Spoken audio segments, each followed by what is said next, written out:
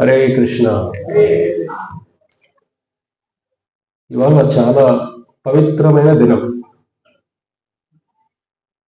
ఏమిటంటే ఆచార్యులు ప్రభుపాదుల వారు ఇవాళ దీక్ష తీసుకున్న రోజు. ఆయన అంటే ఒక గురువు గారి దగ్గర వైష్ణవ దీక్ష తీసుకున్న రోజు. ఎప్పుడది? 1933వ సంవత్సరం. అంటే 100 సంవత్సరాలు ప్రభుపాదుల వారు చూస్తున్నారు కదా. ఇవాళ మీ దగ్గర ఏదైనా కొద్దిగా కృష్ణ గురించి మాట్లాడుతున్నాను అంటే ఆయన ఇచ్చిన జ్ఞానం. లోపలంతా మట్టి బుర్ర, అంతే కదా. గురువు ఆజ్ఞ లేకుండా లోపల బుర్రలు ఏమిటి? మట్టి బుర్రలన్నీ. పాదరసాన్ని పేరు ఆయన. ట్యాంకులో నీళ్ళు ఉంటాయి కదా, పొలాల లోపల వస్తాయి. కిచెన్లో ట్యాంకులో నీళ్ళు లేకపోతే, కాబట్టి గురువు గారు ట్యాంకు లాగా, మీ చిన్న కుళాయిలాగా. కాబట్టి గొప్ప మనది కాదు, మాది కాదు, ఆయనది. అంతే కదా. పైన ట్యాంకు నీళ్ళు ఉంటాయి కదా, ట్యాప్ లో వస్తాయి తిప్పితే. అక్కడ నీళ్ళు లేకపోతే, కనెక్షన్ లేకపోతే ఇప్పుడు ట్యాప్ ఫీల్ అయ్యింది అనుకో, మొత్తం నా వల్ల వీళ్ళు నీళ్ళు వస్తాడు నీకు అనుకుంటే అలాగా. కాబట్టి మా జ్ఞానం కాదు, ఆయన ఇచ్చిన జ్ఞానం. కాబట్టి ఆయన లేదంటే మన జీవితమే లేదు. కాబట్టి ఆచార్య అనుగ్రహం లేకుండా భక్తి రాదు. ధ్యానం చేసుకోవచ్చు ఆచార కృప లేకుండా, కర్మయోగం చేసుకోవచ్చు ఆచార కృప లేకుండా, కానీ భక్తి యోగం చేయలేదు ఆచార కృప లేకుండా. చూడండి, 100 సంవత్సరాల ముందు ప్రభుపాదుల వారు వాళ్ళ గురువు గారు కూడా దీక్ష తీసుకున్నారు. వాళ్ళ గురువు గారి పేరేమిటి? భక్తి సిద్ధాంత సరస్వతి ఠాకూర్ ప్రభుపాద్. అని పేరేమిటి చెప్పండి ఒకసారి. భక్తి సిద్ధాంత సరస్వతి ఠాకూర్ ప్రభుపాద్. ప్రభుపాద అంటే ఏమిటంటే, ప్రభు అంటే విష్ణు, పాద అంటే ఆయన పాదం. విష్ణు పాదాలను మనకు గుర్తు చేసే వ్యక్తి, విష్ణు పాదాల దగ్గరికి మనం తీసుకుని వెళ్ళే వ్యక్తి, విష్ణు పాదాలకు జ్ఞానాన్ని ఇచ్చే వ్యక్తి. ప్రభుపాద అంటే ఆ విష్ణు పాదాలను గుర్తు చేస్తూ, విష్ణు పాదాలను తీసుకుని వెళ్ళి విష్ణు పాదాలని ఈ ప్రపంచంలో ఆయనకి రిప్రజెంట్ చేసే వ్యక్తి అని ప్రభుపాద అంటే. చూడండి, కాబట్టి ఆయన దీక్ష తీసుకున్న రోజు ఈరోజు. కానీ మనం తెలుసుకోవాలి, ఏ ఆచార్య కృప లేకుండా అజ్ఞానం నుంచి బయటపడలేదు. గుడ్డివాడు ఇంకో గుడ్డివాడు నడిపించగలుగుతాడా? రోడ్డు దాటించగలుగుతాడా? చెప్పండి. ఒక గుడ్డివాడు ఇంకో గుడ్డివాడు రోడ్డు దాటించగలుగుతాడా? ఒక చేతులు కాళ్ళు కట్టేసిన వాడు ఇంకొకటికి విడిపించగలుగుతాడా? చెప్పండి. ఏం మాటలు లేవు. ఆదివారం సాయంత్రం మత్తులో ఉంటున్నారు, మధ్యాహ్నం భోజనాలంతా బాగా బలంగా ఉన్నట్టున్నాయి. చూడండి, అంటే ఏమిటి? ఆచార్యుల కృప లేకుండా మనం అజ్ఞానంలో ఉన్నాను. కాబట్టి మనం గుడ్డివాడి గుడ్డ నడిపించలేడు, ఒక చేతులు కాళ్ళు కట్టేసిన వాడు కూడా విడిపించలేడు. కాబట్టి మనం వేరే వాళ్ళు విడిపించే శక్తి మనలో లేదు. మనకు జ్ఞానం ఇచ్చే వ్యక్తి ఎవరు? ఆయనలో అజ్ఞానం ఉండరాదు. అంతే కదా. ఆయన అజ్ఞానం ఉండరాదు. ఆయన అజ్ఞానం ఉంటే మన పరిస్థితి ఏమిటి? కాబట్టి ఆచార్యుల వ్యక్తి భగవంతుని యొక్క ప్రతిరూపం. ఆచార్యమం విజానీయం అవమన్యేత కర్హిచే. ఉద్ధవ ఆచార్యులు నా అంశ, భగవత్ అంశ. సాక్షాత్ హరిత్వేన, హరి సాక్షాత్ హరి రూపమే ఆచార్యులు. ఎవరంటే వాళ్ళు ఆచార్యులు అవ్వకూడదు. కలియుగంలో ఇలాంటి ఎక్కువ జరుగుతూ ఉంటాయి. ఆచార్యుల శక్తి, భగవత్ శక్తి, భగవంతుడి ఇచ్చే శక్తి వాళ్ళలో ఉండాలి. సామాన్య విషయమా? ఒకరికి భగవంతుడికి శక్తి అంటే సామాన్య విషయమా?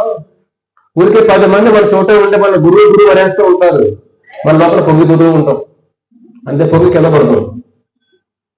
పాలు పొంగితే ఏమవుతుంది? ఇది కూడా అంతే. మనలో గురువులు అనేది అనుకోండి, నాయన నన్ను ఉన్న మార్గం పంపించేస్తున్నారా బాబు నువ్వు, మన దాసులు. కాబట్టి ఎవరైనా మనం గ్యాస్ కొడుతున్నారు అనుకోండి, డోరుకి గాలి కొడితే ఏమవుతుంది? ఎక్కువ మనం పొగిడితే మనం కింద పడతాం. కానీ మనిషికి ఆహారం లేకపోతే పొగడ్తలు కావాలి.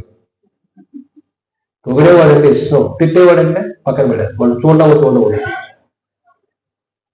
మనిషి చూడండి, చిన్నపిల్లలు కూడా ఉంటుంది, చిన్నపిల్లవాడిని పొగడండి, బా ఆనందించిపోతాడు. అది జీవుడి జబ్బు,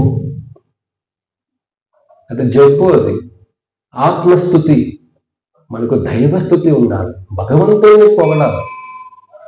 చూడండి, ఆచార్యులు అనే వాళ్ళు సామాన్య వ్యక్తులు కాదు, భగవంతు ప్రతిరూపం వాళ్ళు. మాయ వాళ్ళ దరి రాదు, వాళ్ళ దరిదాపులకు మాయ రాదు.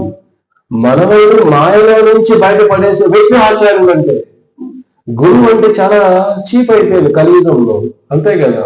మంత్ర గురువు, యోగా గురువు, మ్యాథ్ గురువు, ఇంగ్లీష్ గురువు అనేది గురువులే.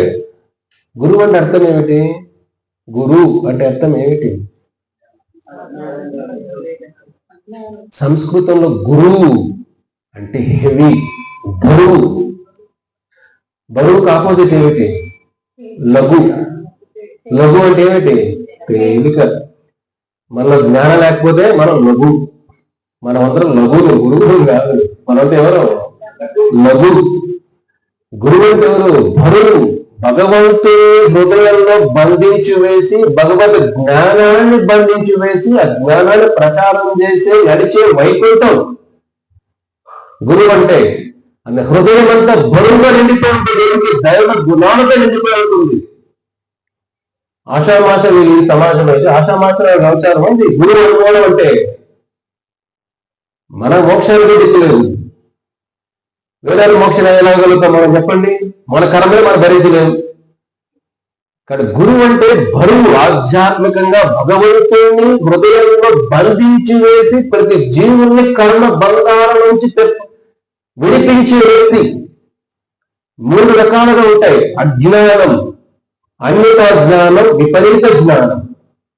ఆచార్యులు ఎవరు? మన ఎవరు అజ్ఞానం అనుకుంటాం. అజ్ఞానం ఉంటే కాదు, 3 రకాల దోషాలు విడిపించే వ్యక్తి ఆచార్యులు అంటే ఎవరు? అజ్ఞానం, చెప్పండి, అజ్ఞానం, అన్యతా జ్ఞానం, విపరీత జ్ఞానం. ఇది 3 దోషాలు ప్రతి మనిషికి ఉండేది. అజ్ఞానం అంటే ఏమిటి? తెలియకపోవడం. ఆచార్యులు ఎవరు? మనకి తెలియనిది తెలియజేసే వ్యక్తి. అది మొదటి పని ఆచార్యులు చేసేది. అది తీసివేస్తారు, దోషాన్ని తీసివేస్తారు. అర్జునుడికి తెలియని భగవంతుడు ఇచ్చాడు కాబట్టి అర్జునుడు ఏమయ్యాడు? కృష్ణుడు ఏమయ్యాడు? ఆచార్యుడు అయ్యాడు అర్జునుడికి. అజ్ఞానం, మనకి తెలియంది బోధించేవాడు. అది మొదటి పని గురువు చేసేది. రెండోది అంటే అన్యతా జ్ఞానం. అన్యతా జ్ఞానం అంటే ఏమిటి అంటే తప్పుగా అర్థం చేసుకోవడం. తెలుసు, తప్పుగా తెలుసు. కానీ ఎక్కువ ఇలాంటి వాళ్ళు ఎక్కువ ఉంటారు. కృష్ణుడు మాకు తెలుసు అండి, చిన్నప్పటి నుంచి ఆయనే మా గుండెల్లో ఉన్నాడు. కొంత మాకు చెప్తుంటారు, చిన్నప్పటి నుంచి అండి కృష్ణుడు అంటే ఎప్పుడైతే పిచ్చి. భగవన్ చదివారు ఆయన, గీత చదివారు, పిచ్చి చదవరు. ఆ పిచ్చిలోనే ఉంటారు అందరూ, బయట పడవు కదా. ఇది ఏంటంటే ఇది అన్యతా జ్ఞానం. మనకు తెలుసు అనుకుంటాం. భగవద్గీత చదివేశామండి. చాలా మంది చెప్తారు, హిందువులు అంతా చెప్పాల విషయం లేదు, వాళ్ళు మాకే క్లాస్ చెప్తారు, కాసేపు వదిలేసామండి. అంటే ఏమిటి? తప్పుగా ఒక రాష్ట్రపతి అని పేరు చెప్పకూడదు ఇప్పుడు, మధ్యలో లేరు ఆయన. సర్వధర్మాన్ పరిత్యజ్య మామేకం శరణం వ్రజ సర్వ పాపేభ్యో మోక్షయిష్యామి మా శుచః. కృష్ణుడు అంటాడు 10వ అధ్యాయంలో, నాకే శరణందు అంటే ఆయన ప్రెసిడెంట్ అప్పట్లో 1965లో. ఆయన ఏమంటాడు, కృష్ణుడు కాదు మనం దండం పెట్టాల్సింది, కృష్ణుడు లోపలికి ఒకరు ఉన్నారు వాళ్ళు దండం పెట్టాలంటాడు. చూడండి, మనకంటే ఎందుకంటే మనకు భౌతిక శరీరం, సూక్ష్మ శరీరం, ఆధ్యాత్మిక శరీరం 3 ఉంటాయి. భౌతిక మనం చూసే కళ్ళతో పంచభూత శరీరం ఇది మనం కాదు, ఇది మన డ్రెస్. లోపలికి ఒక శరీరం ఉంది, సూక్ష్మ శరీరం. అదేమిటి? బుద్ధి, జ్ఞానం, అహంకారం. అది సూక్ష్మ శరీరం, అది కూడా మనం కాదు. దాని లోపల ఇంకొకటి ఉంది, ఆధ్యాత్మిక శరీరం. అది ఆత్మసిద్ధ స్వరూపం. అది మనం. మన లోపల చలికాలంలో ఒక డ్రెస్ వేసుకుని దానికి కోట్ వేసుకుంటాం, అలా ఉన్నాం మనం. కృష్ణుడికి అలా ఉండదు. కృష్ణుడికి భౌతిక శరీరం లేదు కదా. కృష్ణుడి ఆత్మ అన్న శరీరంలో ఒకటే. మనం కూడా మోక్షం అంటే ఏమిటి? మోక్షం అంటే ఏమిటి? ఈ శరీరాన్ని వదిలేస్తాం, ఇది పంచభూతాలతో కలిసిపోతుంది. సూక్ష్మ శరీరం లోపల ఉంటుంది, మనసు, బుద్ధి, అహంకారం. అది కూడా ప్రకృతిలో కలిసిపోతుంది. మిగిలింది ఏమిటి? అదే మోక్షం అంట. మనంగా బతకడమే మోక్షం అంటే. దీపం అయిపోవడం, సినిమాలో చూసినట్టుగా కలిసిపోవడం దీపాల్లో. దీపాలు ఏమిటండి? దీపాలు నేను దీపావళి. మోక్షం అంటే ఏమిటి? ఇవన్నీ బయట ఉన్న వదలడం, మనంగా జీవితం. వైకుంఠంలో అందరూ ఆధ్యాత్మిక శరీరంతో ఉంటారు. అదేమిటి? సచ్చిత్ ఆనంద స్వరూపం. ఆచార్యులు అనే వాళ్ళు అన్యతా జ్ఞానం. మనం తప్పుగా అర్థం చేసుకుంటాం. నేను ప్రభుపాదుల వారి గీత చదివాను, చాలా బాగా చదివేశాను.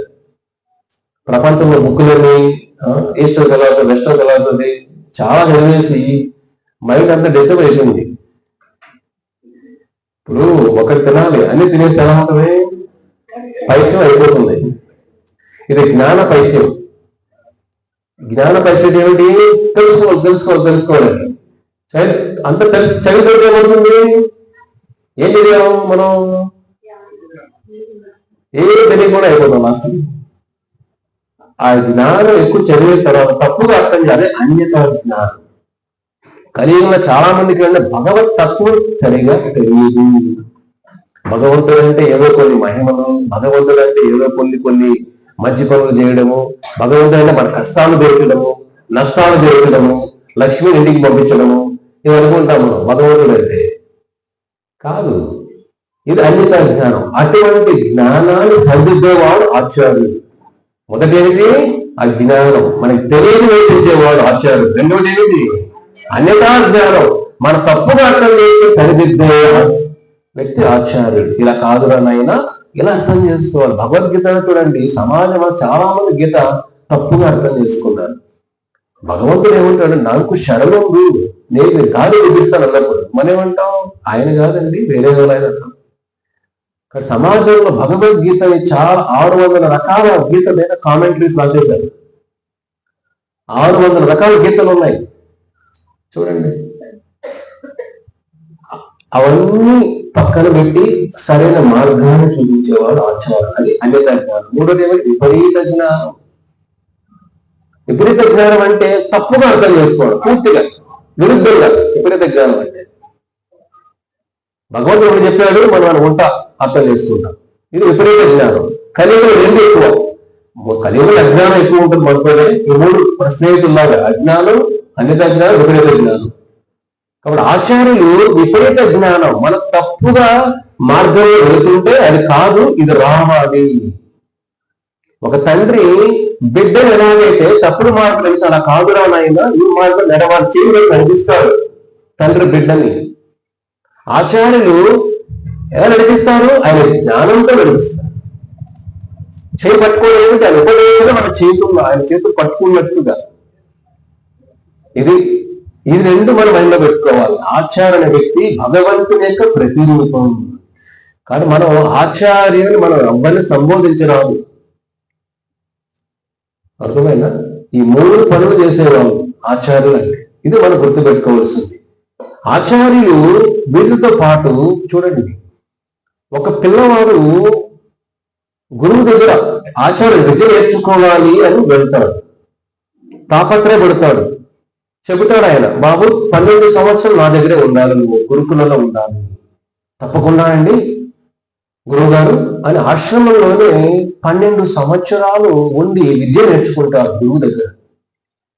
విద్య అంతా అయిపోయిన తర్వాత అడుగుతారు, గురువు గారు విద్య అయిపోయింది కదా అంటే, సరే నీ విద్యను పరీక్షించాలి కదా, నువ్వేం నేర్చుకున్నావు, ఒక పని చేయవయ్యా, నువ్వు బయటకు వెళ్ళి ఆశ్రమం బయట ఒక చెట్టు ఉంది, ఆ చెట్టు దగ్గరికి వెళ్ళి నువ్వు నేర్చుకున్న విద్యను చెప్పు.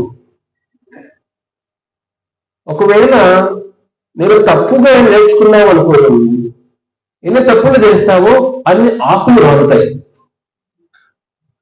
ఎంత బాగుంది కదా, మనం కూర్చొని కరెక్ట్ చేసే పని ఉందా కదా.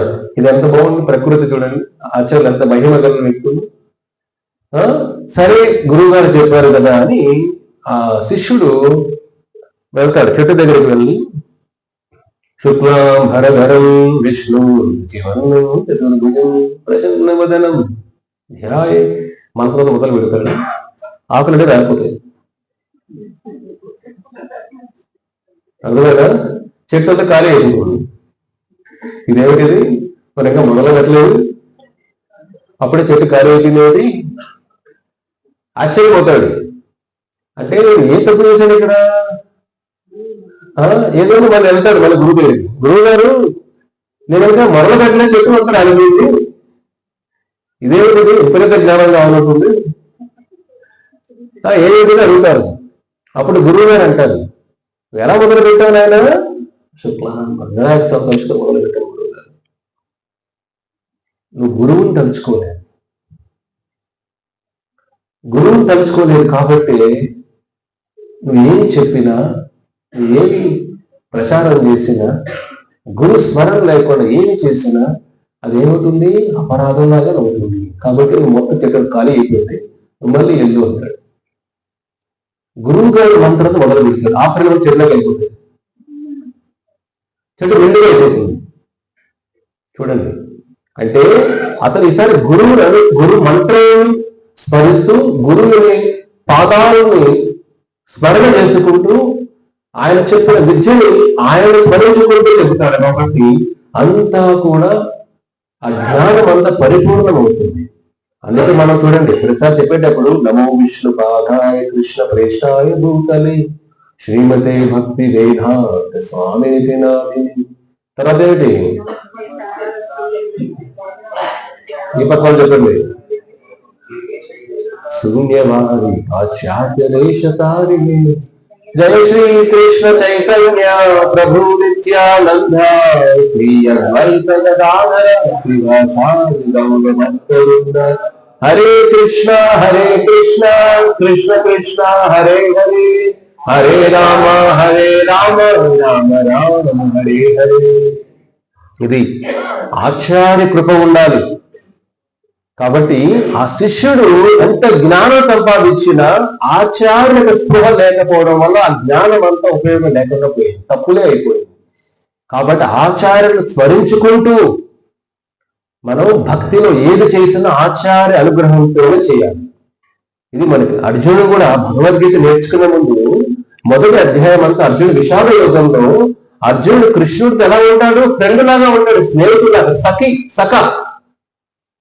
సఖ అంటే ఏంటి, ఫ్రెండ్షిప్. ఎవరు కృష్ణ చెప్పు, ఒక ఫ్రెండ్ లాగా స్నేహితులు సంబంధించిన అలా ఉంటుంది. ఎప్పుడైతే కృష్ణుని అర్జునుడు అనుకుంటాడో నాకు ఇంకా నాకు జ్ఞానం కావాల్సిందే, నాకు మందు కావాలి అన్నప్పుడు ఏమవుతుంది, కృష్ణ నువ్వు నా గురువు, కృష్ణ నువ్వు నన్ను ఒకవేళ నేను స్నేహితులు అనుకుని క్షమించు కృష్ణ, నన్ను శిష్యునిగా స్వీకరించి జ్ఞానాలు కృష్ణ, నాలో ఉన్న కన్ఫ్యూజన్ అలాంటి సంశయాలు డౌట్లన్నీ కూడా తీర్చు కృష్ణ. ఇది ముఖ్యమైనది, టర్నింగ్ పాయింట్. భగవద్గీత అంటాం కదా, సినిమాలో అంటారు టర్నింగ్ పాయింట్. గీత టర్నింగ్ పాయింట్ ఏమిటి, అర్జునుడు కృష్ణుని ఆచార్యులుగా స్వీకరించాడు. టర్నింగ్ పాయింట్ భగవద్గీత చెప్పడానికి అదే టర్నింగ్ పాయింట్. ఎందుకంటే ఆ భావన లేకుండా జ్ఞానం నేర్చుకోలేదు. ఇప్పుడు భార్య భర్త ఇంట్లో భర్తగా చెప్పి వెళ్తాను భార్యకి, ఇంకా అనుకుంటున్నాగా వింటుంది పాపం, మంచి కుటుంబం, మంచి భార్య ఉంటుంది, అడుగుదా ఉండండి, ఫ్యామిలీ ఎక్కడ ఉంది, చూసారా, జాగ్రత్తగా మాట్లాడాలి. మాట్లాడుతున్నాయా ఫ్యామిలీ లేకుండా చెప్పచ్చు, వినేస్తారని చెప్పినా మీరు ఫ్యామిలీ పక్కన పెట్టుకుంటారా కదా. కలియుగంలో ఏమిటంటే ఎవరి మాట ఎవరు ఉండరు, అది ఈజీ కాదు. ఒక మాట ఒప్పించడం అంటే కలియుగంలో చాలా కష్టం. చూడండి, అందుకే అర్జునుడు ఏం చెప్తాడు మనకి ఇక్కడ, ఒక ఆచార్య శిష్య గురు శిష్య బంధం ఉంటే కానీ జ్ఞానం మైలొస్తుంది. గురువుని నాకు చెప్పేదంటాం. ఎవరన్నా కొంచెం మంచి సూత్రాలు చెప్పండి ఇంట్లో వాళ్ళకి, ఏం చెప్తారు, చిన్నప్పటి నుంచి చూసి ఏం చెప్తారు మాకు అంటారు. అది ఆచార స్థానంలో ఉంటే ఆ స్థానాన్ని గౌరవం ఇవ్వాలి. అందుకే కృష్ణుడు ఆచార్యుడు అయిపోతాడు చూడండి. కాబట్టి ఆచార్యం లేకుండా భగవద్గీత అర్థం కాదు మనకు. ఇక్కడ 3 రకాల గురువులు ఉంటారు చూడండి. ప్రభుపాదుల వారు మన గురువు గారిని కలిసిన సంవత్సరం 1922. ఇప్పుడు 22. దీక్ష ఎప్పుడు తీసుకున్నారు? 33. చూడండి, 11 సంవత్సరాల తర్వాత దీక్ష తీసుకున్నారు. దీక్ష ఏమిటంటే మనం గ్రహించాలి. అపసంప్రదాయ విహీన మంత్ర నిష్ఫల. పద్మపురాణంలో వ్యాసదేవులు చెబుతారు, అపసంప్రదాయ విహీన మంత్ర నిష్ఫల. 4 రకాల సంప్రదాయాలు ఉన్నాయి అని భగవంతుడు తెలుసుకోవాలంటే ఆ 4 సంప్రదాయాల పేరేంటి? మొదటిది శ్రీ సంప్రదాయం. ఏమిటది? దానికి హెడ్ ఎవరు? శ్రీ అంటే లక్ష్మీదేవి. లక్ష్మీదేవి వచ్చే సంప్రదాయం. రెండవది రుద్ర సంప్రదాయం. రుద్ర అంటే ఎవరు? శివుడు, పరమశివుడు. ఆయన ద్వారా వచ్చే సంప్రదాయం జ్ఞానం నేర్చుకోవాలంటే. 3వ సంప్రదాయం ఎవరు? బ్రహ్మ సంప్రదాయం. బ్రహ్మ ద్వారా వచ్చే సంప్రదాయం.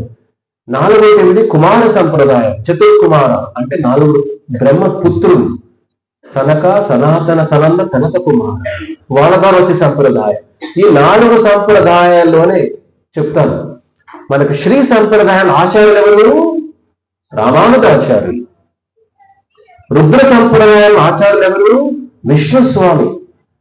మన కేరళ అంతా ఆ సంప్రదాయం ఉంటుంది. నంబూదిరి విష్ణుస్వామి సంప్రదాయం అది. 3వది ఏమిటి? బ్రహ్మ సంప్రదాయం. దాంట్లో వచ్చింది చైతన్య మహాప్రభు. మన ఫోటో చూస్తారు అక్కడ, చైతన్య మధ్వాచార్యులు అందరూ వచ్చి బ్రహ్మ సంప్రదాయం. మన సంస్థ బ్రహ్మ సంప్రదాయంలో వచ్చింది మన సంస్థ. తర్వాత ఏంటి? కుమార సంప్రదాయం. దానిలో వచ్చిన ఆచార్యులు లింబారక ఆచార్యులు, లేదా దానిలో వచ్చింది వల్లభాచార్యులు అంటాం గుజరాత్ లో ఉంటారు కూడా, లేదా ఆచార్యులు. 4 సంప్రదాయాలు ఉన్నాయి మనకు భగవంతుడు తెలుసుకోవాలంటే. వ్యాసదేవులు ఏమంటారు? అపసంప్రదాయ విహీన. ఎవరైతే సంప్రదాయం లేకుండా వేరే సంప్రదాయాల్లో మంత్రం నేర్చుకున్నా మంత్ర నిష్ఫల, మంత్రం ఫలించదు. ఇప్పుడు ఎవరైనా హరే కృష్ణ మంత్రం ఆచార్య మంత్రం లేకుండా జపం చేశారు అనుకోండి, పని చేయదు పూర్తిగా. కృష్ణనామమే ఒక మార్గం, ఒక విధానం కూడా చేయాలి. అదే మనం ఆచారం లేకుండా హరే కృష్ణ హరే హరే రాములు అంటుంటారు, హరే రామ హరే రామ హరే కృష్ణ. వాళ్ళ మార్పుందా? లేదు. మంత్రమే. ఆ మంత్ర శక్తి ఎప్పుడు పనిచేస్తుందంటే ఆచారం వచ్చినప్పుడే ఆ మంత్ర శక్తి 100% పనిచేస్తుంది మన పైన. అందుకే వ్యాసదేవులు ఏం చెప్పారు? మంత్ర నిష్ఫల. అందుకే దీక్ష అనేది చాలా ముఖ్యం. ఇప్పుడు ప్రభుపాదుల వారు చూడండి, 22లో కలిసిన గురువు గారిని 33లో దీక్ష తీసుకున్నారు. మన గురువు గారు దీక్ష తీసుకుని ఒక మాట చెబుతారు, అయ్యా దీక్ష అనేది ఏమిటంటే మరో జన్మ. మన పేర్లు తల్లిదండ్రులుగా ఒక జన్మ, ఒకటి తల్లి తండ్రి వాళ్ళ ద్వారా వచ్చే పుట్టుక, పంచభూత శరీరం ఇది. కాబట్టి అది మొదటి జన్మ. దీక్ష అనేది ద్విజ అంటాం, అంటే 2వ జన్మ. అంటే ఒక జీవుడు శరీరం వదలకుండానే, చనిపోకుండానే మరో జన్మ తీసుకోవడం. చూడండి, ఎంత వినడానికి ఎంత అద్భుతంగా ఉంది కదా. మనం ఒక కుటుంబంలో పుట్టాలనుకున్నాం అనుకోండి, వదిలేదు, శరీరం వదిలేదు కదా, చనిపోయిన తర్వాత వేరింటికి వెళ్ళగలుగుతాం మనం. ఇక్కడ ఏమిటి? ఆచార అనుగ్రహం ఉంది. దీక్ష ఏమిటంటే మన పంచభూత శరీరాలు తల్లిదండ్రులు ఇచ్చిన ఉపనయనం అంటే ఏమిటి? నయనం అంటే ఏమిటి? ఉప అంటే ఏమిటి? భగవంతుని దగ్గరగా చేర్చడం, అది ఉపనయనం అంటే. లేదండి మా కులంలో అంతే అని 10 ఏళ్ళు ఉపనయనం చేస్తామండి, వాడికి ఏమీ రాదు, మంచి భోజనాలు చేసి పోతాను అందరూ. పరిస్థితి ఏమిటి? ఉపనయనం అంటే లేదు. వేద జ్ఞానం అనేది తల్లి లాంటిది. వేదేశ సర్వైరహమేవైద్యో వేదాంత అర్జున, వేదాలు వచ్చి నా నుంచే. వేదాలు ఎవరి కోసం? నన్ను తెలుసుకోవడం కోసం వేదం, నన్ను చేరుకోవడం కోసం వేదం. కాబట్టి వేద జ్ఞానం అంతా భగవంతుని చేరుకోవడం కూడా జ్ఞానం ఉండాలి. ఉపనయనం అంటే ఏమిటి? భగవద్ జ్ఞానం వాళ్ళు ఉండాలి. ఆ ఆచార ద్వారా జ్ఞానం రావాలి. అంటే ఒక సంస్కారంలాగా చేస్తున్నాం మనం దాన్ని. జ్ఞానం లేకపోయినా ఒక ఫార్మాలిటీ లాగా అయిపోతుంది. అది కాదు, ఆ జ్ఞానం, ఆ మెచ్యూరిటీ వల్ల ఉండాలి. చూడండి, కాబట్టి ఇక్కడ దీక్ష అనేది ఇంకొక జన్మ. ఆచార్యుల ద్వారా చనిపోకుండా ఇంకొక జన్మ తీసుకోవడం. కాబట్టి మన పేరు మారుతుంది, గోత్రం మారుతుంది. దీక్ష తీసుకున్న తర్వాత గోత్రం ఏంటి? అచ్యుత గోత్రం. భగవంతుడి పేరు మన గోత్రం. పేరేమిటి? కృష్ణుడి యొక్క దాసులు, దాసీలు. విష్ణుదాస, కృష్ణదాస, వృందదాస, ఏదో పేరు. చూడండి, అంటే భగవంతుడి యొక్క దాసులు. గురువు ఆచార్య తండ్రి, భగవద్ జ్ఞానం తల్లి. అందుకే మన పేరు మారుతుంది. 3 రకాల గురువులు ఉంటారు ప్రతి ఒక్కరి జీవితంలో, మన ఆధ్యాత్మిక జీవితంలో. మొదటి గురువు వర్తమ ప్రదర్శక గురువు అంటాం. వాళ్ళు ఎవరయ్యా అంటే మనకు మొదట ఒక ఇంట్రెస్ట్ మనకు చూపిస్తారో. ఇక్కడ లయన్స్ క్లబ్ లో గీత చదువుతుంది రండి, మీరందరూ ఏమైనా పిలుస్తూ ఉంటారు ఈ ప్రోగ్రామ్కి. ఇక్కడికి వచ్చి కొంత గీత వింటుంటారు, కొంత మార్పు వస్తుంది. వాళ్ళని వినిన తర్వాత వాళ్ళ ఆలోచన విధానం మారుతుంది, నడవడిక మారుతుంది, పద్ధతులు మారుతాయి. ఎవరో మనకు సహాయం చేస్తుంటారు. మొదట వాళ్ళకి పెద్ద జ్ఞానం లేకపోతే సహాయం చేస్తుంటారు. వాళ్ళు వర్తమ ప్రదర్శకులు. అలాంటి వాళ్ళు మన పాలన దేవుడు మళ్ళీ గౌరవించాలంతే.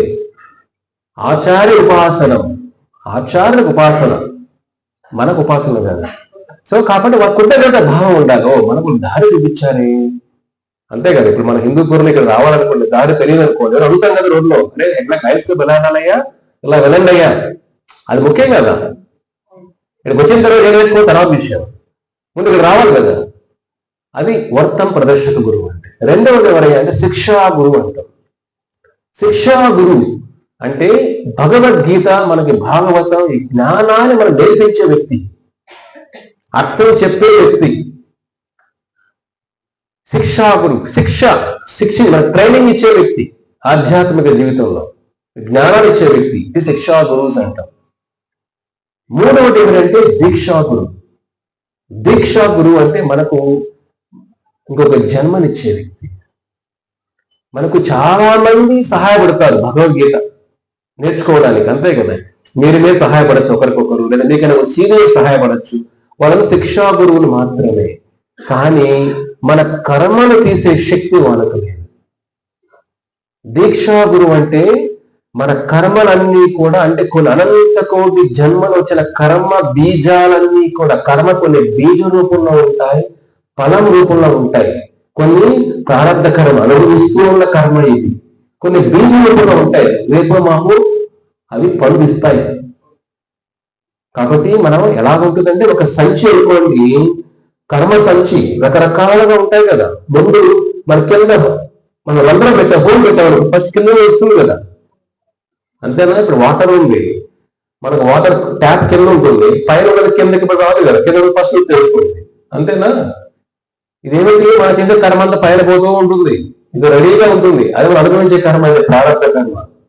గురువు ఏం చేస్తారంటే అన్ని ఈ కర్మ ఏదైతే ఉందో ప్రారంభ కర్మను అనుభవించే కర్మ తప్ప ముందు జన్మల్లో ఏమేమి చేస్తున్నామో పుణ్యకర్మలు పాపకర్మలు రెండూ కూడా అనంత కోటి జన్మల కర్మలన్నీ కూడా భగ్నం చేసేస్తారు, బూడిద చేస్తారు దీక్ష రోజు. అటువంటి శక్తి వాళ్ళకు ఉండాలి. భగవంతుడు చేయగలుగుతాడు, భగవంతుడి యొక్క ప్రతిరూపమైన ఆచార్యులు మాత్రం చేయగలుగుతాడు. ఆచార్యులు మాయాకి అతీతంగా ఉండాలి, మాయకు లోబడి ఉండరాదు. కాబట్టి ఆ దీక్ష రోజు అనంత కోటి జన్మల పాపాలన్నీ కూడా బూడిదైపోతాయి. కాబట్టి ఇంకా కొత్త జన్మ ఇది. అంటే మన జీవిత కర్మ లేదు. ఇంకా గుర్తుపెట్టుకోండి. మనం అనుకోవచ్చు ప్రారంభ కర్మ ఏమిటి, ప్రారంభ కర్మ కూడా తీసుకునేస్తారు అనుకోండి, మనం చనిపోతాం. శరీరం ఉన్నదే, శరీరం ఎందుకు కావాలి? ఇంకా ట్రైనింగ్ కంప్లీట్ అవ్వాలా, పైన బరువు చేయాలి ఆయన ఫస్ట్. కానీ ఈ శరీరం ఎందుకు కావాలి? సాధన, భగవంతుడి గురించి సాధన చేసుకోవాలి, తెలుసుకోవాలి కదా, దానికోసం శరీరం కావాలి. కాబట్టి ఈ శరీరం భగవంతుడి మీద సేవ చేయాలి, అభ్యాసన చేయాలి, దానికోసం ఇది శరీరం. అందుకే ప్రారంభ కర్మ ఎప్పుడు కూడా పూర్తిగా కాలిపోదు, ఈ శరీరం వెళ్ళిపోతాడు కూడా. అంటే ఇదే ఆఖరి జన్మ చూడండి. కాబట్టి మనకి ఎంతో మంది శిక్షా గురువులు ఉంటారు, కానీ దీక్షా గురు ఎప్పుడు ఒక్కరే ఉంటారు. ఆయన ఎవరు? భగవంతుడి ప్రతిరూపం అవ్వాలి. నిర్మాణ మోహ ఇది సంగదోష అధ్యాత్మ నిత్య వినివృత్త కామ ముక్తి సుఖ దుఃఖ సంజ్ఞే గచ్చంత మూఢ పదమయ్యేంద. మోహానికి లేకుండా నిర్మాణ మోహ ఇత సంగ దోష, ఎటువంటి సంఘ దోషాలు లేకుండా, ఆధ్యాత్మ నిత్య వినివృత్త కామ, కామం లేకుండా, కామం అంటే ఎటువంటి స్వార్థపూరితమైన కోరికలు లేకుండా, హృదయం అంతా భగవత్ తత్వం, భగవంతుడు 24 గంటలు భగవంతుడు చింతన తప్ప ఏది ఆలోచన లేకుండా, సుఖ దుఃఖ, మనం పొగిడినప్పుడు ఆనందపడిపోవడం, మనం తిట్టినప్పుడు కృంగిపోవడం, ఇది అలాంటి గుణాలకు అతీతంగా ఉండాలి ఆధ్యాత్మిక జీవితం అంటే. తిట్టేందో చెప్పాను కదా లాస్ట్ వారం, ఏం చెప్పాను మీకు? నాలుగు ఎముకుందా, అదేమైనా తిరుగుతుంది, మళ్ళీ రాత్రి పొగుడుతుంది. వాడు గొప్పడయ్యాడు, పొద్దున వాడు ఎంత భయంకరం లేడయ్యాడు, విలువ ఉన్నదానికి. కాబట్టి ఎముకలైన మాటలకి కృంగిపోవద్దండి. ఎవరు తిట్టారనుకోండి, అవమానం జరిగాడు, దానికి కృంగిపోకూడదు, దానికి విలువ లేని మాటలు అవి. మనం తిట్టే వ్యక్తి ఆధ్యాత్మిక జీవితంలో చాలా మన మంచి కోరిక చెప్పే వ్యక్తి ఉండాలి. గర్వంగా లేదంటే అహంకారంగా మన మీద అజమాయిషి ఉండకూడదు. చెప్పిన మీరు, నేను గీత చెప్తున్నా, చెప్పిన మీరు. భగవంతుడు చెప్పాడు అర్జునుడికి. అర్జునుడికి ఎలా చెప్పాడు స్వామి? ప్రేమగా చెప్పాడు. ఆయన అర్జున, మన ఎలా చెప్పాలి? మనతో ఉన్న వ్యక్తులకి అంతకన్నా ఎక్కువ ప్రేమగా చెప్పాలి. కలియుగం ఇది. కలియుగం ఒక మాట అంటేనే కనపడలేదు. ఇంట్లో బిడ్డలు ఒక మాట రండి, మరి మహాంతగా ఇది కలియుగం ఇది. మనం ఎలా ఉండాలి ఒకరితో? ఆ భగవత్ ప్రేమ మన వ్యవహారంలో కనపడాలి. కృష్ణుడు అర్జునుడు ఎలా మాట్లాడాడు? ప్రేమగా కొద్దిగా మందలిచ్చాడు, అంతే, చిట్టపడ బాధలే. అంత ప్రేమ ఉండాలి. ఒకరిని ఒక భక్తులుగా చేయాలంటే మనలో ఓర్పు చాలా నిండుగా ఉండాలి. రెండు ఉండాలి. ఏమిటంటే ఇంగ్లీష్ లో చెప్తారు, సేయింగ్ ఇంగ్లీష్ ఏమిటంటే, when you have nothing you should have patience. మన దగ్గర ఏం లేదు, ఏముండాలి మన దగ్గర? ఓర్పు ఉండాలి. When you have everything you should have right attitude. మన దగ్గర అన్నీ ఉన్నప్పుడు మన దగ్గర ఏముండాలి? మంచి భావన ఉండాలి. చూసారా? ఏమి లేనప్పుడు ఓర్పు ఉండాలి, అన్నీ ఉన్నప్పుడు మంచి భావన ఉండాలి. మనుషులు ఏమిటి? ఏం లేనప్పుడు వాడికి ఓర్పు ఉంటుందా? టెంపర్మెంట్ ఉంటుంది వాడి దగ్గర, ఎంత కాల్ చేస్తాడు. అదే ఎక్కువ ఉన్నప్పుడు వాళ్ళు పట్టలేము. కృష్ణుడిలో పట్టలేము, దుర్యోధన వాళ్ళు పట్టలేము. వాడి పైన ఆకాశం క్లౌడ్ అని అంటారు కదా, ఆకాశంలో ఉంటాడు, కిందకి రావాలి అన్ని ఉన్నప్పుడు. కానీ ఒక ఆధ్యాత్మిక ఎలా ఉండాలి? పాండవుల్లో ఏమీ లేనప్పుడు వనవాసులు అదే ఏమున్నది? ఓర్పు, ఓర్పుతో ఉన్నారు. అన్ని ఉన్నప్పుడు మంచి భావనతో. అందుకే కృష్ణుడు ఏం చేశారు? ఒక రాజు అనే, ఒక లీడర్ అనే వాళ్ళు ఉండాల్సిన 2 లక్షణాలు. అన్ని ఉన్నప్పుడు కానీ గర్వం లేకుండా లోకహితం కోసం పనిచేసేవాడు ఉండాలి. కోపం విపరీతంగా రావడం, స్వార్థమైన కోపాలు, ఇవన్నీ ఉండకూడదు. ఒక లీడర్, ఒక ఎవరైనా కూడా తమ సమాజంలో ఉండకూడదు. ఒక నడిపించే వ్యక్తులు ఉండాల్సిన ఏమిటంటే కోపం మనం కరెక్ట్ చేయడానికి తప్ప మన అహంకారం తెచ్చుకోవడం కోసం కాదు. చెప్పు చేతులు ఉండాలి అంటే అంతే, మేము వైకుంఠం రాదు, ఇంకా నన్ను వదిలేదంటే నీ జీవితం అనాథలేదు. అది కాదు జీవితం అంటే. మనతో మనం ప్రేమించి లారించి కరెక్ట్ చేసే వ్యక్తి కూడా ఉన్నారు. అందుకే దీక్ష అనేది చాలా ముఖ్యం. చూడండి, ఇంకొక జన్మ ఇది. అందుకే మన పేరు మారిపోతాయి, గోత్రం మారిపోతుంది, అన్ని మారిపోతే ఇంకొక జన్మ తీసుకోకుండానే. కాబట్టి ఇక్కడ మనం నేర్చుకోవాల్సిన ముఖ్య విషయం ఏమిటంటే, ప్రభుపాదుల వారు మన గురువు గారు దీక్ష తీసుకున్నప్పుడు ఒక మాట చెబుతారు, అయ్యా నువ్వు ఇంగ్లీష్ లో బాగా మాట్లాడుతావు, బాగా చదువుతావు, ఈ కృష్ణ జ్ఞాన భగవద్గీతని ప్రపంచానికి నువ్వు పరిచయం చేయాలి. ఈ గీత భగవద్గీత సముద్రాలు దాటాలి అంటారు ఆయన. చూడండి, అంతకుముందు భగవద్గీత సముద్రం దాటాల, ఇండియాలో తిరుగుతూ ఉంది. పద్మపురంలో చెబుతాడు, భక్తిదేవి నిద్రాదేవి అంటాం కదా మనం. నిద్ర కంట్రోల్ దేవుడు నిద్రాదేవి. 33 కోట్ల మంది దేవతలు ఉన్నారు. మన కనులెప్పుడు కూడా మనం ముయ్యాలంటే ఆ దేవత మనకు పర్మిషన్ ఇవ్వాలి. మన జీర్ణం కావాలన్నా వైశ్వనర అంటాం కదా, అహం వైశ్వనరో భూత ప్రాణినం దేహమాశ్రితం. తర్వాత ఏమిటి, ప్రాణాపాన సమాయుక్త. సో 4 రకాలైన ఆహారాలని అరిగించాలంటే వైష్ణవురాల అగ్ని ఉండాలి లోపల. అగ్ని కృష్ణ ఏమంటాడు, అగ్ని నేనే అంటున్నాను. కాబట్టి కూడా దేవతలు మన శరీరాన్ని కంట్రోల్ చేస్తూ ఉంటారు. భక్తిదేవి, భక్తులు కూడా కంట్రోల్ చేసే భక్తిదేవి. ఆవిడ కృష్ణుడు భక్తురాలి. ఆవిడ ఏడుస్తూ ఉంటుంది. ఒక రోజు వాళ్ళిద్దరు బిడ్డలు పక్కన కూర్చొని బాధపడుతూ ఉంటారు ఆవిడతో పాటు. నారదుడు వస్తాడు, ఏం తల్లి ఏడుస్తున్నావే, ఏం చెప్పును తండ్రి, కలియుగం అంతా ప్రజల్లో విపరీతమైన స్వార్థం, విపరీతమైన అజ్ఞానం, విపరీతమైన అహంకారం. ఈ భూదేవి ఒక దుర్యోగం భరించలేకపోయింది ద్వాపరయుగంలో. ఈ కలియుగంలో కోట్లమే నా పరిస్థితి చూడండి. ఒక రావణుతోనే త్రేతాయుగం కంపించిపోయింది. ద్వాపరయుగంలో ఒక దుర్యోగంతో ఊగిపోయింది. కలియుగం ఏమిటి లెక్క పెట్టలేము. అందరూ దుర్యోగం లోపల ఉన్నారు. హీరో లాగే కలియుగంలో ప్రతి ఇంట్లో ఉన్నారు, ప్రతి ఒంట్లో ఉన్నారు.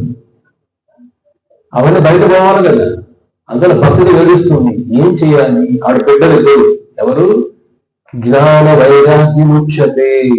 బిడ్డలు ఎవరు? జ్ఞానం వైరాగ్యం. వాళ్ళందరూ జ్ఞానం అంత శరీరం అంతా ఏరు లేకుండా నీరసంగా ఉంటారు. నాన్న అడుగుతారు, ఎలా నీకు శక్తి ఇవ్వాలి? ఈ భక్తి ప్రచారం చేసినప్పుడే జ్ఞాన వైరాగ్యం వస్తుంది. అంతే కదా. భక్తి లేకుండా జ్ఞానం ఎలా ఉంటుంది చెప్పండి?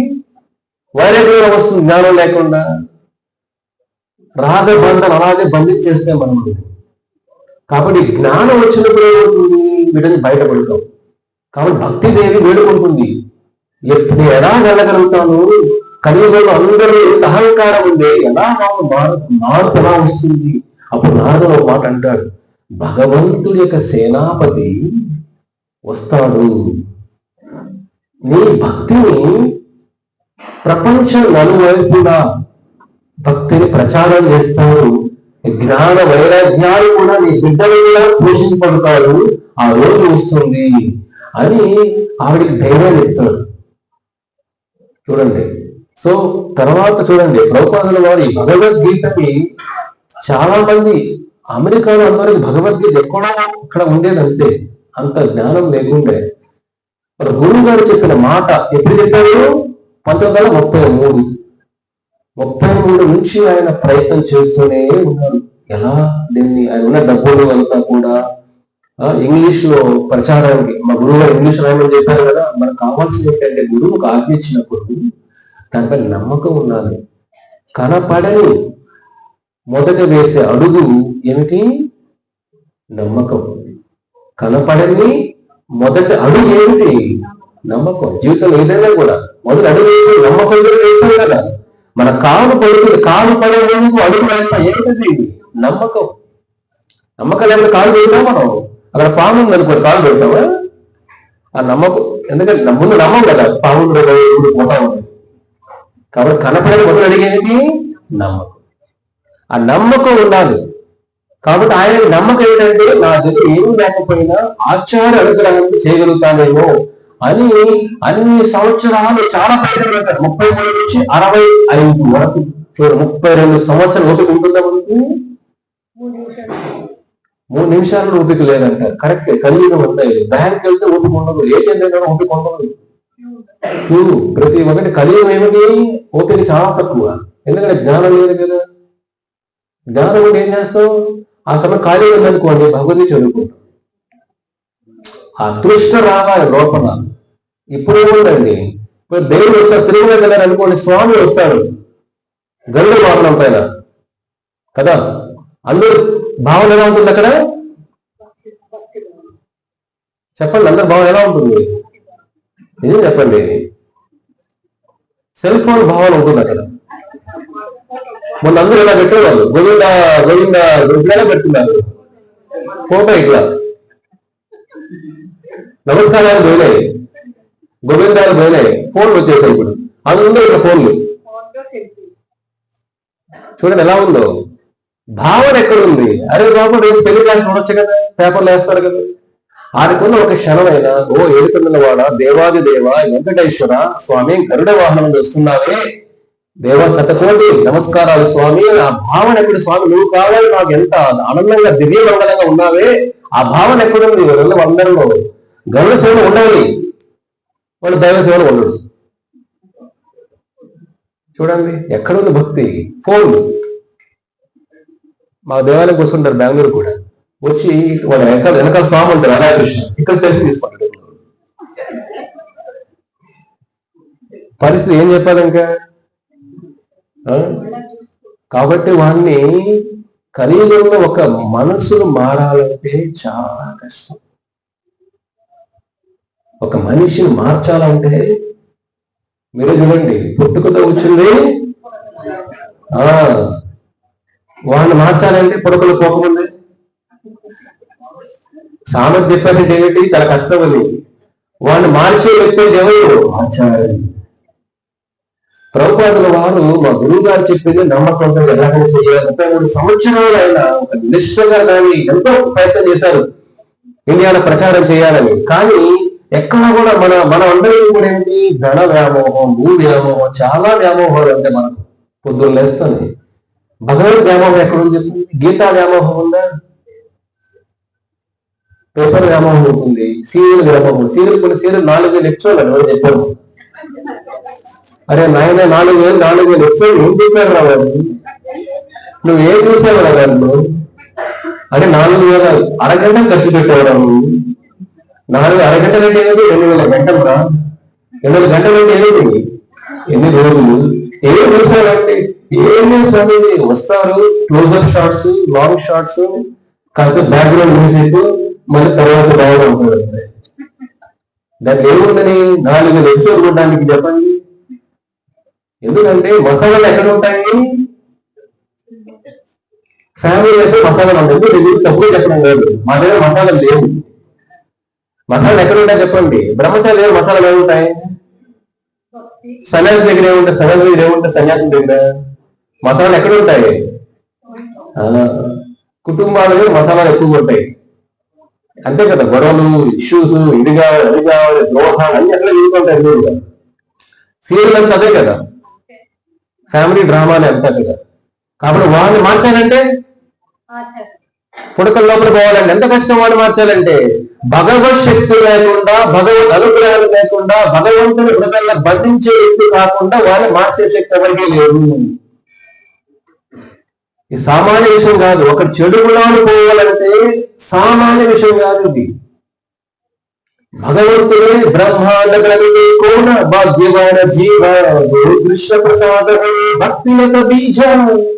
భగవత్ అనుగ్రహం లేకుండా బ్రహ్మాండ గ్రహిత కొడుకు దొరుకుతూ ఉండేవాడిని భగవద్గీతలో వైకుంఠాన్ని మార్చే శక్తి ఒక కృష్ణుడికి ఉంటుంది.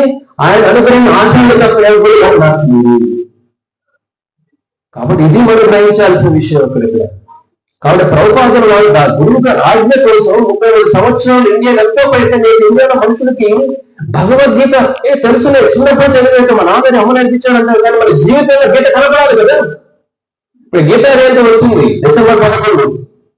అందరూ అంటారు కదా, భగవద్గీత ప్రపంచాన్ని మార్చేస్తుంది, మనుషుల్ని మార్చేస్తుంది, హృదయాన్ని మార్చేస్తుంది అని ఎవరు చదువుతున్నారో చెప్పండి. ప్రతి సనాతన ధర్మం బాగుపడాలి, ప్రచారం కావాలంటాడు. వాడు చెప్పేవాడు మానవుడు తెలవడు.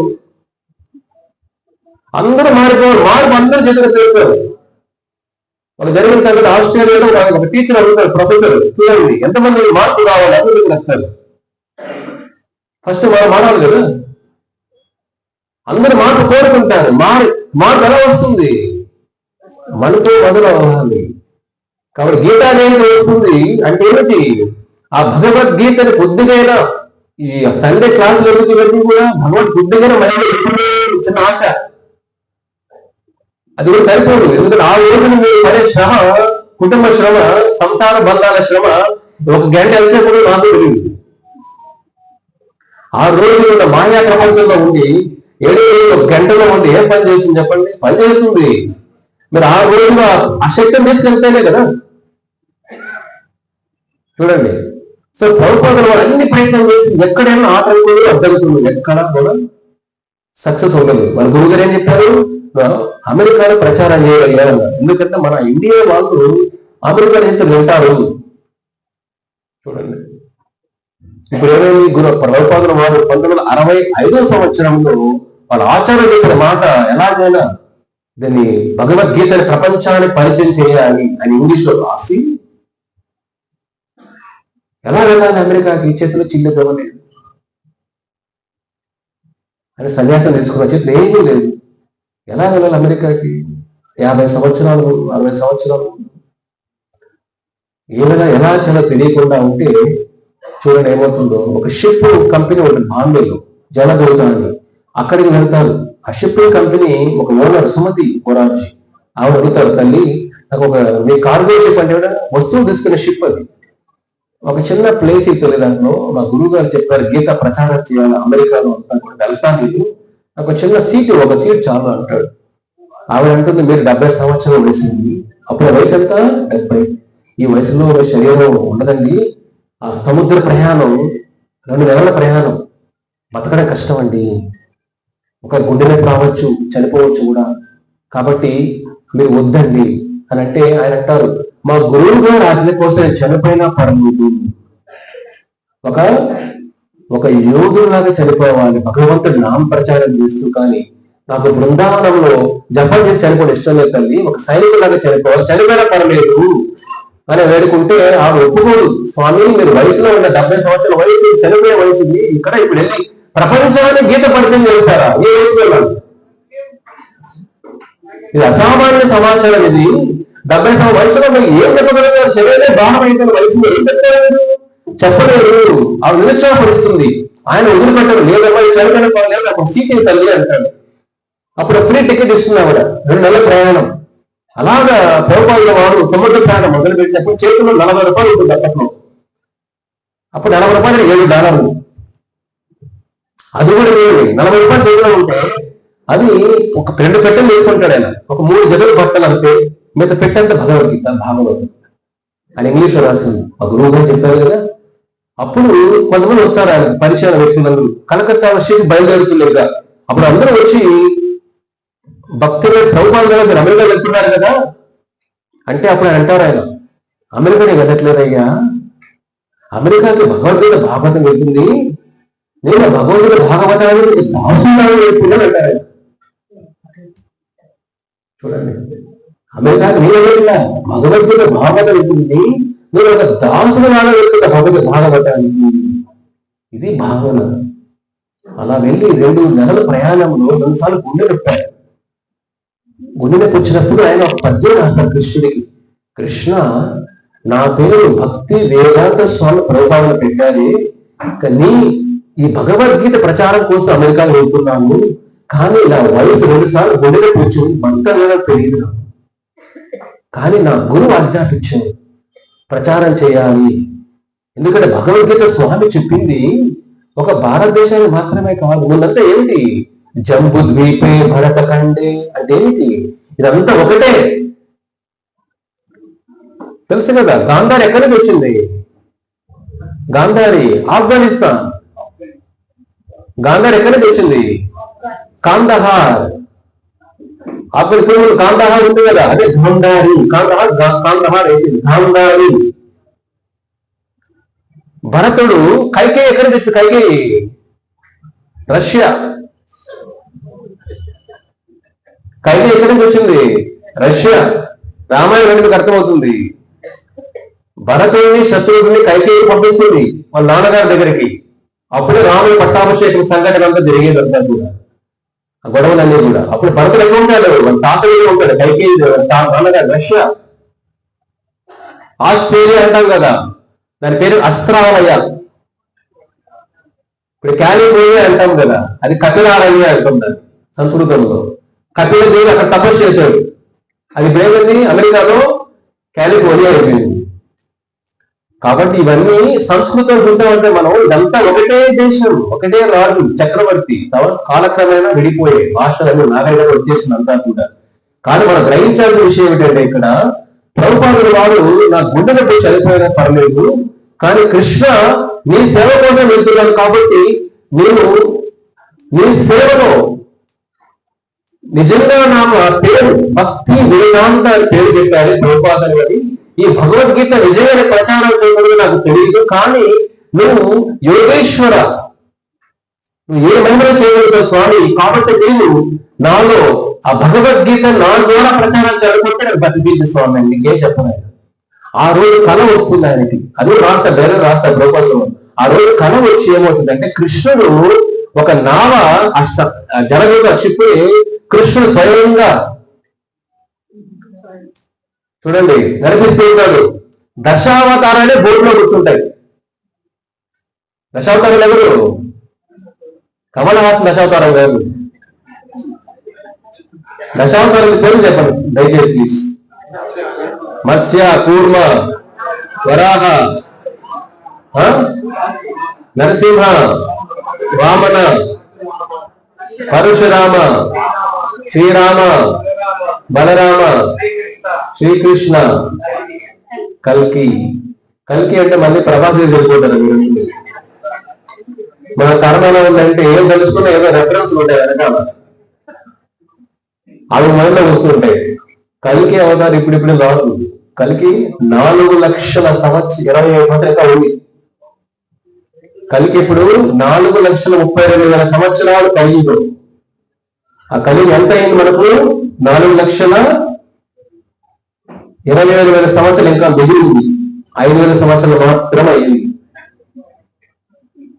ఇంకా చాలా ఉంది చూడాల్సిన సినిమాలన్నీ కూడా. మనం ఇప్పుడు ఎలా ఉందని కూడా భవిష్యత్తు ఎలా ఉంటుందో చూడండి. మైండ్ ఏంటిది? ప్రభుపాదుడు చెబుతాడు, ఆ దశావతారాలన్నీ కూడా కళ్ళు వచ్చి కృష్ణుడు లాగుతాడు జనగత షిప్పుని. అప్పుడు నెక్స్ట్ పొద్దు నుంచి ఆయన గుండె మరుగున అయిపోతుంది. ఆ షిప్ నడిపించే కెప్టెన్ చెబుతాడు, అయ్యా నేను పసిఫిక్ సముద్రంలో 20 ఏళ్ళుగా సముద్ర షిప్ నడిపిస్తున్నా, కానీ ఇంత ప్రశాంతంగా నా జీవితం చూడాలి. ఆ క్షణం నుంచి ప్రభుపాదుల వారికి అమెరికాకి వెళ్ళేందుకు న్యూయార్క్ బోస్టన్ కూడా ఒక అలజడి లేకుండా ప్రశాంతంగా అమెరికా చేరుకుంటారు. అడుగు పెడతానే ఎటు వెళ్ళాలో తెలియదు. చేతిలో భగవద్గీత, భాగవతం.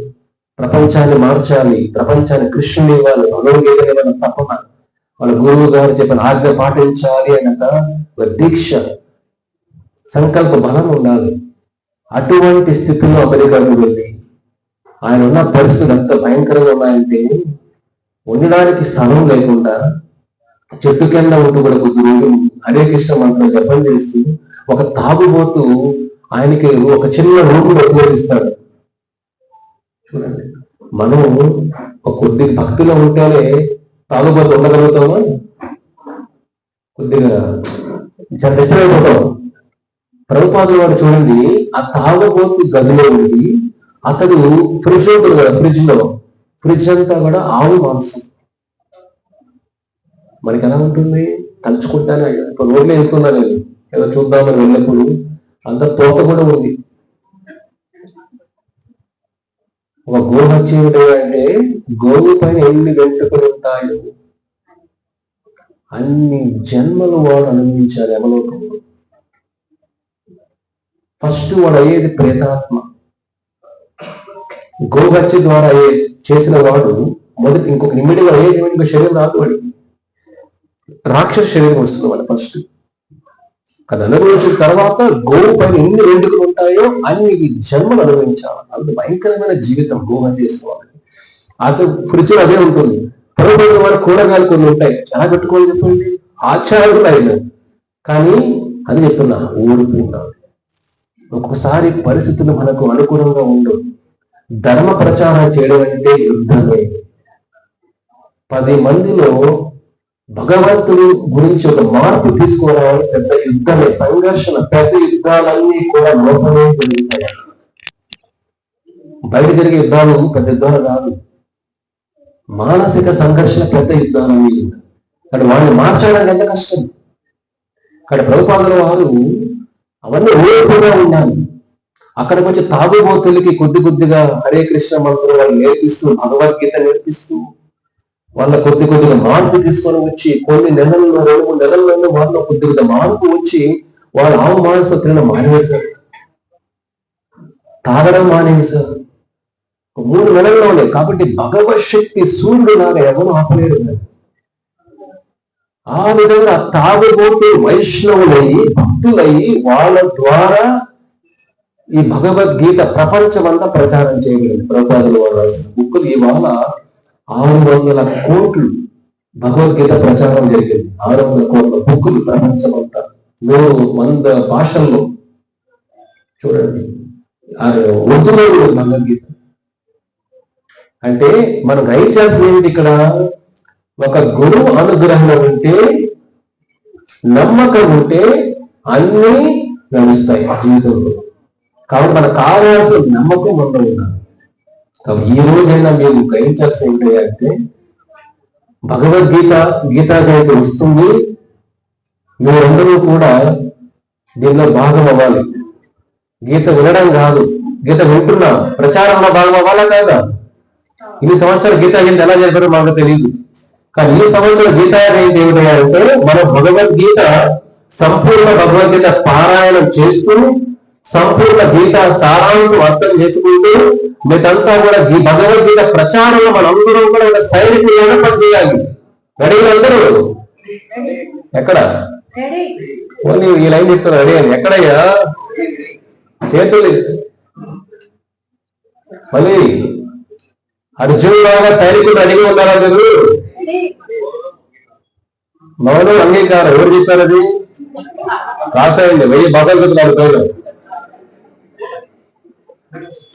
ఇవాళ ఏమిటంటే మనం చేయాల్సిన ధర్మ ప్రచారం. అంటే మనం చేయాల్సిన ధర్మం మన ఆచరణలో ఉంటేనే సరిపోదు, ప్రచారంలో కూడా మొదలు ప్రచారం చేయాలి, భాగం అవ్వాలి మనం. కాబట్టి గీతా జయంతి రోజు అనుకోవడం ఏంటయ్యా అంటే, మీరు హిందూ తెలియదు నాకు, మీ హిందూ పోవడానికి ఒక అద్భుతమైన అవకాశం ఇది. అనుకున్నా మన శ్లోకం ఏంటి? ప్రతి ఇంట్లో భగవద్గీత, ప్రతిరోజు గీతా శ్లోకం. మన శ్లోకం ఏంటి? ప్రతి ఇంట్లో భగవద్గీత, ప్రతిరోజు గీతా శ్లోకం. అది ఆ ఇల్లు వైకుంఠం అయిపోతుంది. ఇల్లు వైకుంఠం అయితే మీ ఊరు వైకుంఠం అయిపోతుంది. అప్పుడు మీ ఊరు పేరే వైకుంఠపురం. అప్పుడు నిజంగా హిందువులు అవుతాం మనం కూడా. కాబట్టి ఈ గీతా జయంతి మీరందరూ కూడా సైనికుల్లాగా మొదలయ్యారు. మన బెంగళూరు సంస్థలో లాస్ట్ సంవత్సరం 4 లక్షల భగవద్గీతలు ఇచ్చారు. ఎంత? 4 లక్షల భగవద్గీతలు. ఈసారి 5 లక్షలు అనుకుంటున్నాం. మీరు హిందువులు ఎంత చేశారు చెప్పండి? మీకు ఒక నెంబర్ కావాలనుకున్నా నేను. 2 నెలలు సైనికులు పనిచేయాలి కృష్ణుడి కోసం. రోజు ఆదాయం మనం మర్చిపోతున్నాం. అలా కాదు, భగవంతుడికి స్వామి చెప్తారు భగవద్గీత 18వ అధ్యాయంలో, అర్జున ఎవరైతే ఈ భగవద్గీత ప్రచారంలో భాగం అవుతారో, ఈ భగవంతుడి జ్ఞానాన్ని ప్రచారం చేయాలనుకుంటున్నారు అర్జున, వాళ్ళు ప్రియకృత్తమ. అంటే నాకు సృష్టిలోనే చాలా ప్రీతైన వ్యక్తులు అంటే వాళ్ళే ప్రియకృత్తమ. ప్రియతమ. ప్రియతమం అంటే ఏంటంటే సూపర్ డిగ్రీ. అంటే దానికి మించిన భగవంతుడు ప్రీతైన వాళ్ళు లేరు అని. మనకున్న అదృష్టాన్ని పంచాలి కదా. ఎందుకు వస్తున్నారు బ్యాగ్ నుంచి?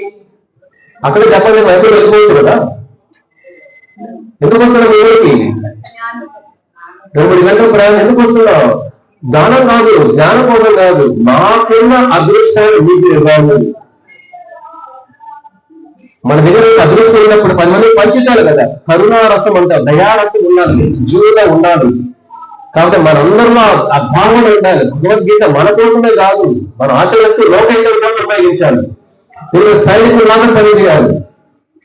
ఇప్పుడు కూడా ఇవాళ పొద్దున మీటింగ్ దాని ముందు ఇక్కడికి వచ్చే ముందు కూడా అట్లీస్ట్ ఒక 100-200 మంది ఒక సైనికులాగా అడిగారు, టీం లాగా బెంగళూరు మొత్తం భగవద్గీత ప్రచారం ఇవ్వాలి అని, చేయాలని.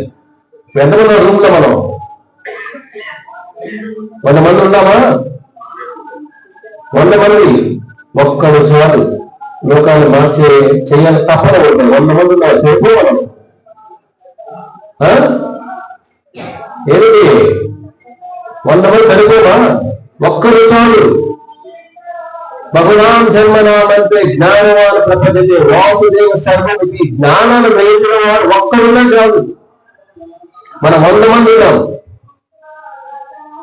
ఈ గీతా జయంతి మన గోల్ ఏంటంటే మీరందరూ శరీరంలాగా ఉండండి. ఇదే మీకు ఆఖరి జీవితం. అది నేను కాదు, కృష్ణుడు గ్యారెంటీ ఇస్తున్నాడు భగవద్గీత.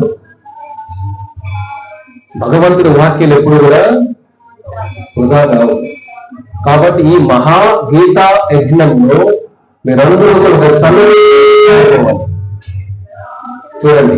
భగవంతుడి సేవలు ఉండాలి. ఆ దేవుడు ఏమిటి సన్నలకి మన ఉత్సాహం. అగ్ని కావాలి కదా, అగ్ని ఉండాలి కదా, మనం వెలిగించాలంటే సన్నిధుల్ని. అగ్ని ఏంటి? ఆచార్యులు మనం వెలిగిస్తాడు. మన వెలుగు ద్వారా మనము చూద్దాం, ప్రపంచాన్ని వెలుగునగలుగుతాం. అంతే కదా, మన కళ్ళతో సూర్యుడు వెలుగుతాం, ప్రపంచానికి వెలుగునగలుగుతాం. కాబట్టి మీరు ఈ గీతా మహాయజ్ఞంలో ప్రతి ఒక్కరూ కూడా ఒక సైనికులాగా మీకు తెలిసిన వాళ్ళకి, చుట్టుపక్కల వాళ్ళకి ఏదైతే మీ ప్రచారం మీకు వెళ్ళకపోయినా కానీ ప్రతి ఒక్కరు దీంట్లో భాగం కావాలనేది మా విన్నపం. మేము ఏమనుకుంటున్నామంటే ఈ హిందూపురంలో లాస్ట్ కృష్ణాష్టమి రోజు రవికిరణ్ గారు ఉన్నారు. ఎక్కడెక్కడ ఒకసారి లేదు రవికిరణ్ గారు, అందరూ చూడండి రవికిరణ్ గారు. హరే కృష్ణ అందరు లాక్కోవడానికి. ఎందుకంటే రవికిరణ్ గారు కృష్ణాష్టమికి స్వామిజీ 500 భగవద్గీతాలు నా ద్వారా ప్రజలకు వెళ్ళాలి. అది నాకు ఆ రోజు కూడా ఇదే సంఘటన నడుస్తున్నా. ఆయన అప్పుడే తీసుకొచ్చాడు, ఈ విధంగా చేద్దామని. అది నాకు చాలా ఆశ్చర్యండి. అంటే తప్పన మనము ఒక్కరిద్దరు కలిస్తే యజ్ఞం, మహాయజ్ఞం, కురుక్షేత్ర సంగ్రామం. కృష్ణుడు సరిపోతాడా? భగవంతుడే రాముడు వారి యజ్ఞం చేశాడా? వానరులు కావాలి సహాయం తీసుకున్నారు కదా. భగవన్ లోకానికి వచ్చిన అందరినీ సేవలు ఇస్తారు ఇక్కడ. కానీ మనం అందరం కూడా ఒక సైనికులాగా పనిచేయాలి. ఒక 45 రోజులు ఉత్తరాయణం మొదలయ్యేంత వరకు, రెడీనా? సంక్రాంతి వరకు 45 రోజులు మనకు ఇది మహాయజ్ఞంగా చేద్దాం. మన గోల్ ఏమిటి? గోల్ అనుకున్న పొద్దున ఆలోచిస్తున్నాం. మన ప్రజలకు ముందు ఏం చేయాలనుకుంటున్నాం? మన కళ్ళ మీద వస్తున్నారు, నిద్రపోతున్నాం కూడా. అంటే ఆదివారం ఏం చేయాలి? ముందు కొరికి మనందరూ భాగం కావాలంటే నేను అనుకున్నాను 5,100 భగవద్గీతలు ఇవ్వాలి ముందు కూడా జనాలకి. ఎంత మన గోల్ ఏంటి? 5,100 భగవద్గీతలు. ఏమి నీరసపడిపోయినప్పుడు పేరు వింటాను, నంబర్ వింటానే. కృష్ణుడు గోవర్ధన చెప్పేశాడు, ఇది మన శక్తి మీద నడుపుతుంది. ఆయన నడిపించే శక్తి ఆయనది. మన సంకల్ప బలం ఉండాలి. హనుమంతుడు ఎప్పుడు ఎలా చేయాలని బాధపడాల. రాముడు వారి శక్తి నడిపిస్తుంది. ఆ శక్తి నడిపించేది ఆయన. మన శక్తిలో ఏముంటుంది? నడిపేది గారు వస్తాను నడుపుతున్నామా? ఆయన అడిగేవాడు ఆయన. భగవంతుడు ఎవరిని ఏ రూపంలో ఏ విధంగా తీసుకొస్తాడు అదే. ఇప్పుడు ఏమిటంటే నేను తెలుసుకోవద్దండి, భక్తి అంటే అద్భుతాలు జరగదు ఇక్కడ. అద్భుతాలు జరగవు. అద్భుతం ఏమిటి? ఆ కష్టాన్ని ఆస్వాదించే అద్భుతం ఇక్కడ. పాండవులు కష్టం ఆస్వాదించారు, మనల్ని కష్టపడ్డారు వాళ్ళు. అదే ఒక అద్భుతం ఇక్కడ. కష్టపడే సమయంలో మనకు అనుభూతి వస్తుంది. మళ్ళీ ఉన్న మెదళ్ళనే వెళ్ళిపోతాయి. భగవంతుడు మనం కష్టపడుతుంటే తెలియని ఆనందం, తిన్నదానికి కూడా ఆనందపడిపోతాం. చూడండి, మా వేరే పని చేయడం విధంగా దైవ శక్తి నడిపిస్తుంది. ఆ శక్తి నడిపిస్తుంది. కాబట్టి ఆ శక్తిలో నమ్మకం ఉండాలి, అందరికీ ఆ శక్తిలో నమ్మకం ఉండాలి. కాబట్టి భగవంతుడు తలుచుకుంటే ఏం జరిగి అసాధ్యం చెప్పండి. 5,000 గీతలు కదా, నేను హైదరాబాద్ లో ఉన్నప్పుడు వ్యక్తి కనపడ్డాడు. ఆయన చూడండి 500 భాగవతం చదివించాడు ఆయన. ఒక భాగవతంలో 20 బుక్కులు ఉంటాయి. 500 ఎంత? 500 అంటే 20, 10,000 అంతేనా? ఒక ఆయన వచ్చి 10,000 బుక్కులు ఒకేసారి పెద్ద బుక్కులు అంత కూడా తీశారు. అంటే భగవంతుడు ఏ రూపంలో ఎవరి ద్వారా వస్తాడు. కాబట్టి మనం ఏం చేయాలి? 5,000 భగవద్గీతలు ఫస్ట్ మీలో ఇంతమంది గీత వింటున్నారు కదా, నా ద్వారా కొంతమంది భగవద్గీత వెళ్ళాలి, ఇది భావం రావాలి. అలా అలా మొదలైతేనే యుద్ధాన్ని చేయగలుగుతాం. మన ఆయుధం మనం వాడాలి కదా. వేరే వాళ్ళు ఉన్నారులే, వాళ్ళు చేసేస్తారులే, మన ఊళ్ళకి ప్రవచనాలు విన్నాం చాలు, సేవ చేయకూడదు. సేవ చేసే అవకాశం మీకు దొరుకుతుంది. భగవద్గీత సేవ చేసే జీవుడు వాడి అదృష్టాన్ని, వాడి కర్మని వాడు చేసే ఎవ్వరు కూడా పడలేదు. ఎందుకంటే భగవంతుడే వాడికి రుణగలిగిపోతాడు. భగవంతుడు ఎందుకు దగ్గర మాటలు చెప్పండి, అర్జున ఎవరైతే గీత ప్రచారం చేస్తారో వాడు ప్రియసుత్తమ, వాడు నాకు ప్రీతైన వాడి కోసం భగవంతుడు ఏదైనా చేస్తారు.